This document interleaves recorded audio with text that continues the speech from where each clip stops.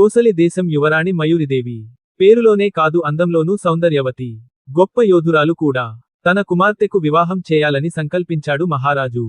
కాని మయూరిదేవి తన తండ్రిని చిత్రమైన కోరిక కోరింది. ఆ రోజు నుంచి తాను మౌనవ్రతం చేపడుతున్నానని, తన వ్రతాన్ని భంగం చేసిన వ్యక్తినే తాను వివాహం చేసుకోవాలనుకుంటున్నానని చెప్పింది. ఈ వార్తను మహారాజు అన్ని రాజ్యాలకు కబురు పంపించాడు. ఎందరో యువకులు వచ్చి యువరాణి మౌనవ్రతాన్ని భంగపరచాలని ప్రయత్నించారు.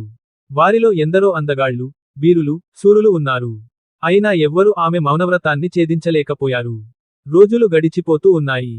ఇక తాను తన కుమార్తెకు వివాహం చేయలేనేమో అన్న దిగులు పట్టుకుంది మహారాజుకు. ఒకనాడు సభ జరుగుతుండగా ఒక యువకుడు వచ్చాడు.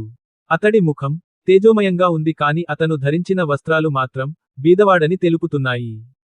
అతడు మహారాజు దగ్గరకు వచ్చి నమస్కరించి, మహారాజా, యువరాణి గారు కొంతకాలం కిందట నన్ను వివాహం చేసుకున్నారు.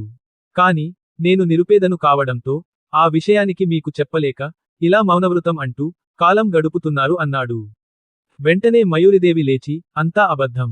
ఇతను ఎవరో నాకు తెలియదు అంటూ గట్టిగా అరిచింది. అతను చిరునవ్వు నవ్వి, అవును, నేను ఎవరో మీకు తెలియదు. నేను అవంతి దేశపు యువరాజు వివేకవర్ధనుడిని. మీ మౌనవ్రతాన్ని భంగం చేయడానికి అబద్ధం చెప్పానంటూ మారువేశాన్ని తొలగించాడు.